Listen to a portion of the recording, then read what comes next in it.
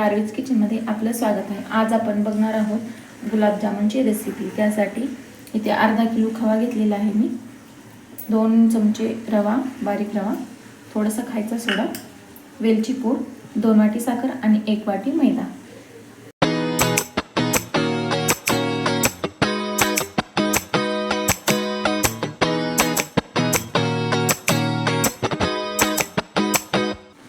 सगळ्यात आधी आपण जामुनचं पीठ मळून घेऊया। त्यासाठी खवा टाकलेला आहे, त्यामध्ये वेलची पूड घालूया, बारीक रवा, रव्यामुळे चांगले असे खुसखुशीत होतात। आणि जसा ॲड होईल तसा मैदा घाला। आधी थोडा थोडाच घालूयात आपण आणि याला व्यवस्थित असं मळून घेऊया।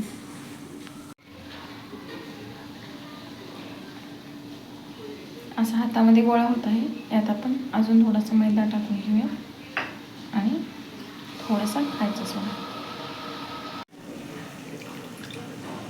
थोडंसं दूध टाकायचं आणि याला घट्टसर असं मळून घ्यायचं। जास्त नाही टाकायचं, थोडंसं दूध टाकून आपण याचा घट्टसर असा गोळा मळून घेतलेला आहे।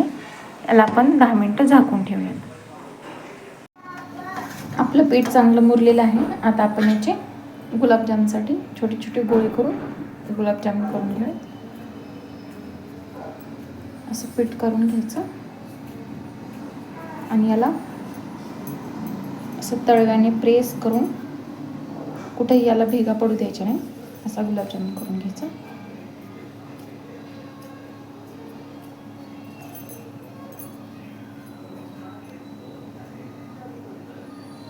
असं करून घ्यायचं। याच पद्धतीने आपण बाकीचे पण करून घेऊया। आता आपण पाक करून घेऊया। त्यासाठी 2 वाटे मी पाणी टाकले आहे आणि 2 वाट्या साखर पण टाकणार आहे। खवा आपला अर्धा किलो होता, त्यामुळे साखर पण अर्धा किलोच आणि पाणी पण तेवढंच, म्हणजे वाटीनं मोजून घेतली होती साखर, तेवढंच पाणी टाकायचं। यामध्ये अख्खी वेलची टाकायची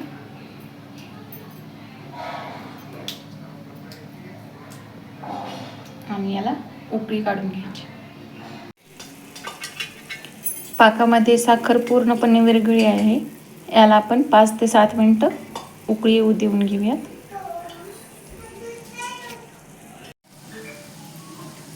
पाक आपला झालाय का ते चेक करूया। गुलाबजामचा पाक असं 1 तारी किंवा 2 तारी करायचं नाही, जस्ट हाताला असं चिकट थोडंसं लागलं। पाक आपला झालेला आहे, गॅस आपण बंद करूयात। कढईमध्ये तेल गरम झालेलं आहे, आता आपण टाकून बघूयात। यामध्ये आपण हे गुलाबजाम टाकून घेऊया। वाटलंच तर टाकताना पण अजून एकदा असं याला व्यवस्थित मळून टाकूया। एकाच वेळी जास्त गुलाबजाम तळू नका आणि गॅस मीडियम फ्लेमवर ठेवून गुलाबजाम तळून घ्या। व्यवस्थित असे गुलाबजाम तळून घेऊया। गुलाबजाम आपले व्यवस्थित असे मंद आचेवर तळलेले आहेत, याला आपण काढून घेऊया। त्याच पद्धतीने आपण राहिलेले गुलाबजाम पण तळून घेऊयात। आपले जामन तळलेले आहेत, आता आपण याला पाकामध्ये टाकूयात।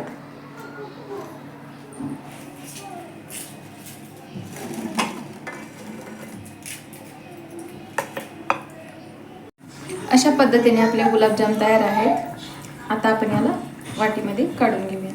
पूर्णपणे पाकामध्ये भिजलेले आहेत। व्हिडिओ आवडल्यास लाईक करा, शेअर करा, सबस्क्राईब करा। धन्यवाद।